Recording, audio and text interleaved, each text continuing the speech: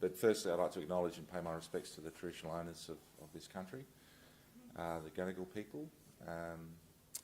I've lived in Perth most of my life. I live on the Noongar Nation over there, which is an important part of the country too, for many reasons. It's part of the largest native title claim or determination in Australia's history, I so believe. But it does cover the city of Perth, which brings many interests and challenges. So I'm the state manager of Community Housing Limited. We're as Simon pointed out, we're a large not-for-profit community housing provider, and we operate in the 6 states. Just up or down,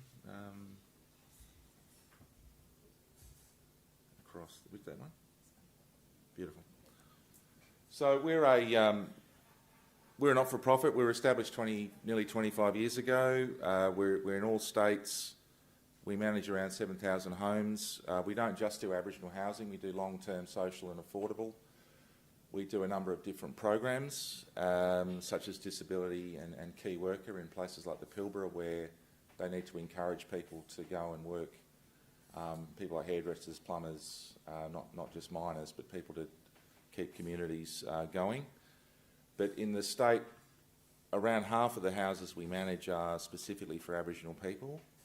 In 26 towns, there's only 3 or 4 towns there. The most are remote Aboriginal communities. Our mission is really about working with community. Our vision is to end world housing poverty. And as I say, we are a not-for-profit.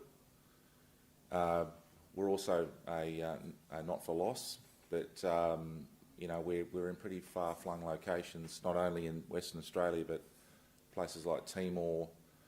I believe the managing director is setting up in Rwanda at the moment, so that's got to be a bit of a challenge, I would presume. Places like Chile as well, so we have a fair bit of scope, but it's always about working with community to help communities reach their own ends and work to their own aspirations. That's the cornerstone of community development.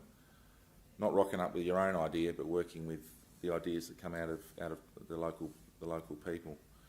And things like creating employment and training opportunities are paramount there. I talked about this yesterday a little bit, playing to your strengths. Shane Hamilton mentioned it this morning, but looking at your assets, not your deficits, and changing that mindset. It's really an important part of what we do. I also put up this slide yesterday. This is one of our more remote communities, Kalumbaroo. And I think it's important for me to sort of state from the outset, because I know there was a bit of a perception yesterday, what's a large, Guttier, we would say, white-based organisation doing in somewhere like Kalumbaroo. From my perspective, and I was working in the government at the time, CHL rocked up and said, we can do this. There was no other provider around in the East Kimberley, so it's not as if we turned up and took over. We literally had the opportunity to manage these communities and saw it as very much as a privilege to be able to under contract, I should add, work with communities like Kalumbaroo. It's a very challenging environment. Kununurra is 3.5 hours on a plane from Perth, and then you've got to get on a little flying tin can and travel for an hour, often in the wet season, going up and down like a yo-yo, to this community, which is by WA standards quite large, but it's about 80 or so properties. To manage that, an Aboriginal man from a Yamatji man from Western Australia, he works up there week about, so every second week he's living in that community. He's very well known to the local people, and then every second week he comes back to Kununurra and does a lot of the admin and whatever work from Kununurra. So yeah, it's a challenging environment. There's wet season. There's often different family groups. WA has a history, and I'm assuming New South Wales isn't that different around mission stations and the like. Columba is a classic. You've still got the mission here on the higher, best bit of land in town, and the community sit on the lower lying area, which in the wet can be surrounded by water, and they get quite waterlocked, as it were. So that's our story in WA. We're a community housing provider managing housing across a range of different needs and interests. I mean, a particular interest of mine at the moment is housing for veterans, because they seem to be forgotten about when they return from conflict zones, and there's a lot of PTSD in places like Perth. So we're looking at providing a specific sort of housing product for veterans. But there was clearly a need back 5 or 6 years ago when CHL, and I should add the person who came up with this idea was the current head of the AHO in New South Wales. But when Shane came to the Housing Authority and said, we can do this, we just thought fantastic. Not so much because you're a growth provider, etc., but because you've got a can-do attitude and you're about community. And importantly, you know, it's wherever we can, and we work with what's called the Aboriginal Workforce Development Centre in Perth, get Aboriginal people on the ground working with those communities. I mentioned yesterday we're moving as part of the group of companies to form a subsidiary company, if you like, called Aboriginal Community Housing Limited, and that's something that we've started this year, and we're just working through the basics of that at the minute, around the governance, the board, the constitution, etc. But it will be an Aboriginal managed entity. It'll have its own board. It'll be Aboriginal majority board. There'll be an Aboriginal chair. And for anything we do in this space, including we manage transitional housing in places like Kununurra and Broome as well, it'll come under that entity.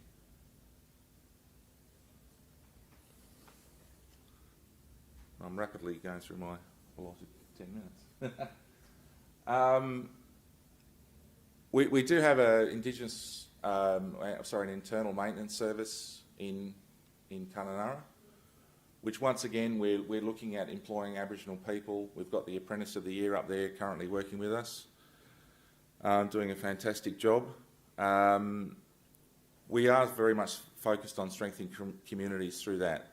I mean, one of the reasons is, I suppose it makes sense around value for money, but you know, having that maintenance service on the ground is a really important aspect of community building.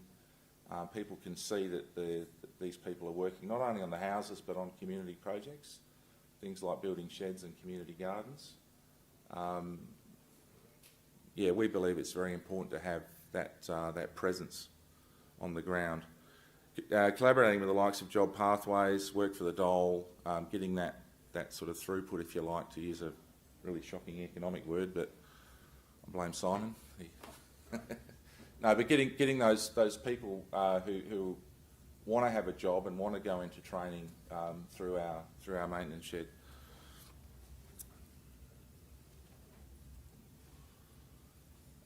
We talked a bit about yesterday. I won't belabor the point, but information and communication is critical, and that's something I guess that we pride ourselves on, because we will manage the property as best as we can. In some communities under what's called housing management agreements, where the Residential Tenancies Act applies. Now, the point about CHL is we're into property and tenancy management. All the other important stuff around managing a property and for example, providing support or financial counselling or wellbeing counselling or whatever it may be, supporting that community, that's not our bag. We do property and tenancy management, and we believe, or we hope we do it well, and we hope we do it in partnership. You know, that's really our reason for being. So clear communication. The tenant understands what their rights and obligations are as a tenant. They've got rights. If the thing's not fixed, you know, if it's an urgent repair and it's not fixed in that allotted period, 24, 48 hours, whatever it is, then they can take us to the magistrate. And we tell them that, and that's, you know, it's important. They've got rights, but they've also got obligations, as do we. Providing clear procedures for reporting repairs, clear information regarding priority works, and also evaluating how we're going. Talked a bit yesterday about customer care. Things like having a local administration presence where, I mean, we do have a national call centre, which is based in Box Hill in Melbourne, and we have a presence in Perth as well. But if you've got an admin person on the ground, I talked a lot yesterday about really, in my view, supporting a decentralised maintenance model.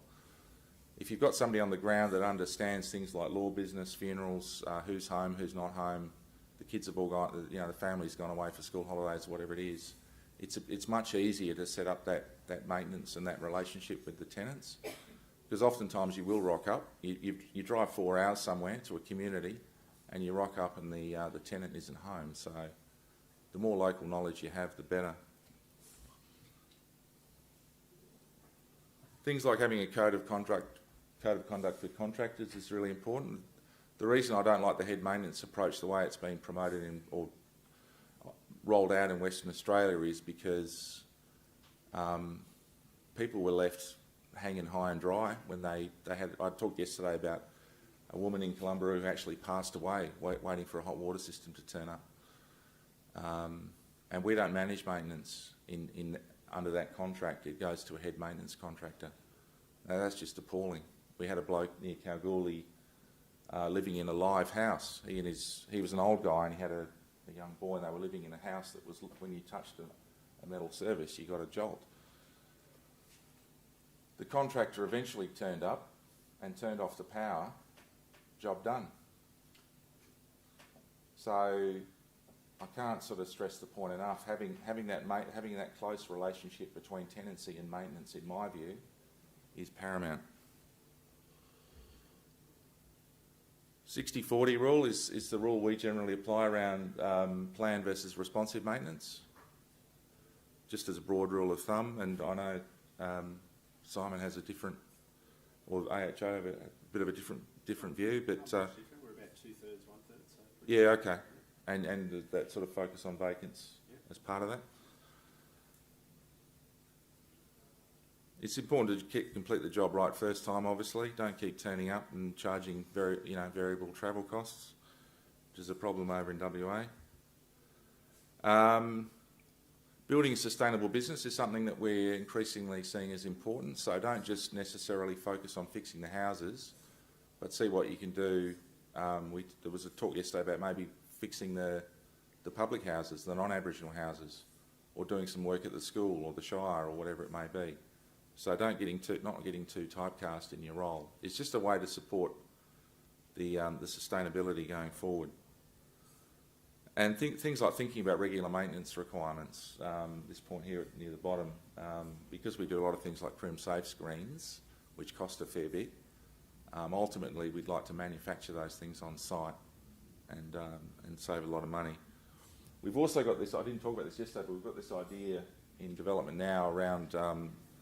For tenancy-related damage or debt, having a sea container somewhere like Columbia, which has some of those basic fixtures and fittings in there, like doors and door handles, that often get broken.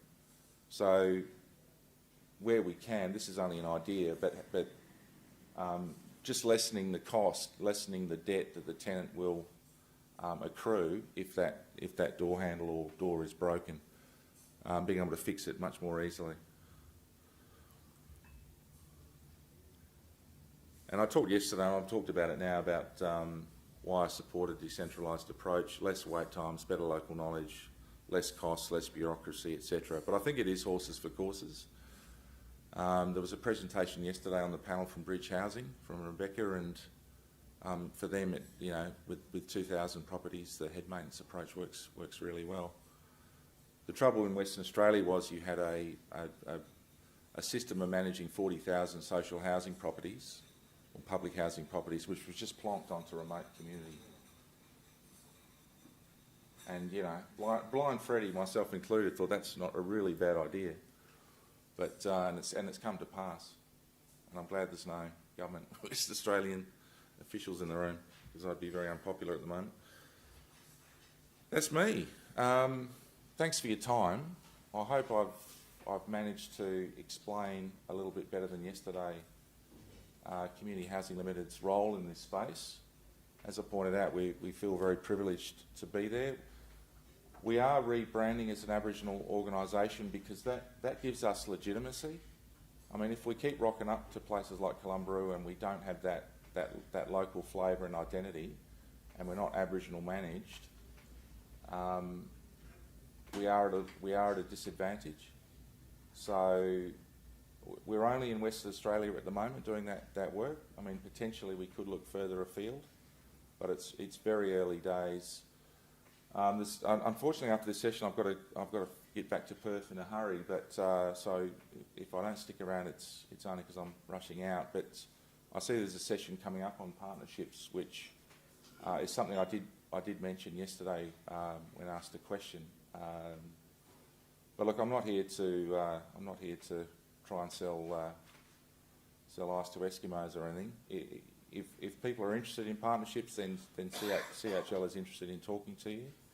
But we're certainly not about takeovers, or it's not even on our radar. If people can see that there's benefit in working with a large provider, we'd very much be interested in talking. But it's very much on your terms. Thank you.